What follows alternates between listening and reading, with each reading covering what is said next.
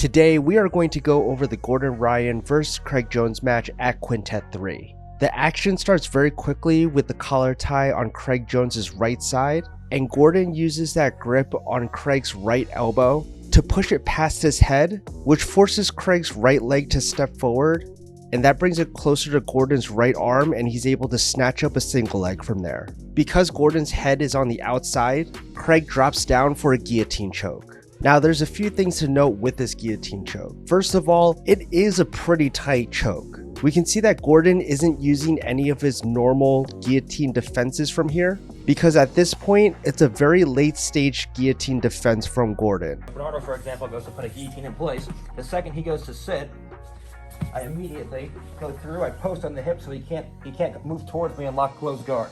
And now from here, as he goes to pull me in, we just roll on through. He goes to follow me. And as he goes to follow me, I just recenter my head. My head comes out, and now we're back into offense.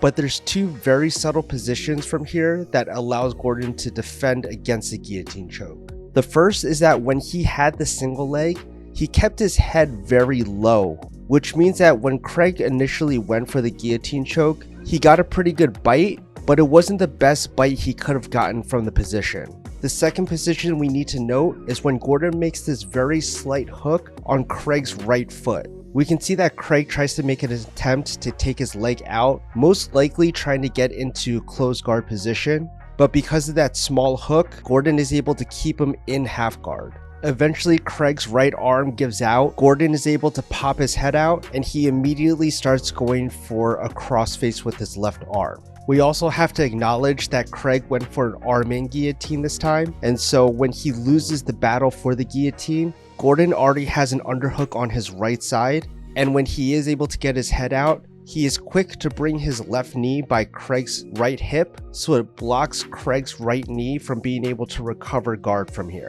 This allows Gordon to go into his A game, which is very tight pressure passing. Now when Gordon is trying to pass from half guard, there's three different battles that's happening at the same time. It's hard to see from this position, but the first battle is on Craig Jones's right side. He's trying to keep inside position and avoid Gordon from grabbing his head. The second battle is the instep that Gordon makes on Craig's right leg, which is going to allow him to pull his right leg out from half guard.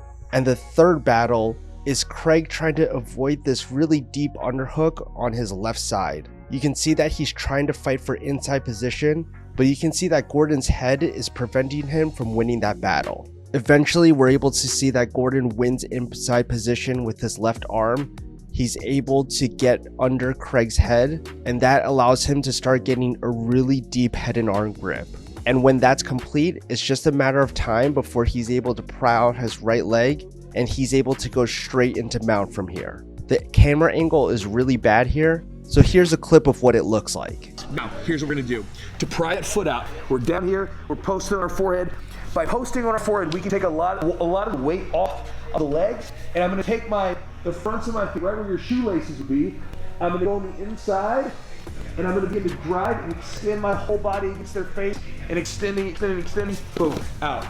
Now that Gordon is in mount with a head and arm grip, this is when it's time to start isolating an arm. So he lets go of the head and arm grip, and you can see that he shuffles his right arm over to Craig's right elbow. It's only until he gets to this point where now he starts wiggling his fingers upwards, and he's able to start isolating Craig's right arm and bring it over his own head. And the only thing that's free right now from Craig is his right arm, and he's trying to use that frame to try to get some sort of escape going. But Gordon is already one step ahead, and he has that hook behind Craig's right thigh, which is preventing Craig from any sort of escapes from here. Craig decides to commit completely to getting on his left hand side, and that does give him a little bit of space for his elbow to be able to slip under Gordon's right arm, and he tries to attempt an elbow knee escape, but that is blocked because Gordon's right leg is actually under Craig right now, so it's impossible for him to be able to get into the elbow knee escape position.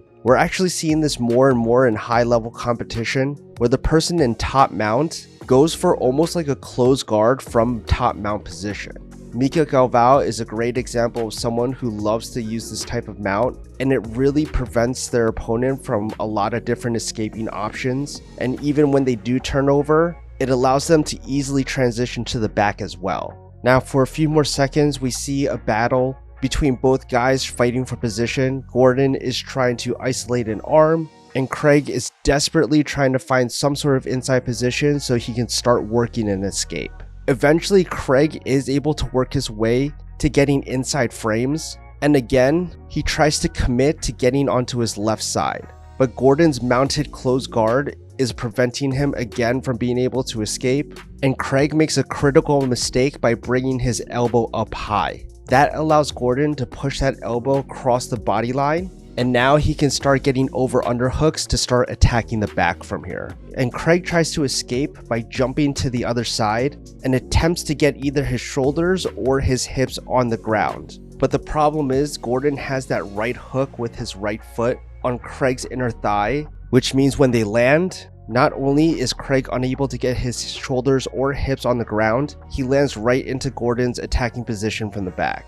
Craig is doing his best to prevent the second hook from getting in with his left arm, and he decides to commit to going into a turtle position from here. Right now, Gordon has his legs crossed with one hook in, and I'm going to talk about this position later in the match, but keep note about where his foot positioning is at this point and why he decides to do what he does at this point in the match. Because Gordon doesn't want to lose the back from here, he switches from over undergrips to double underhooks for better control, and then he's able to post his right hand so the center of his body will be in a better position to stay on Craig's back. Gordon attempts a half Nelson from here, and to prevent this, Craig rolls to his left shoulder, and it's very possible to do an elbow knee escape from turtle position from here. But once again, Gordon is very good at preventing his opponents from letting their hips hit the floor by making sure that his leg is in between their hips and the mat. With Gordon's right hook still in,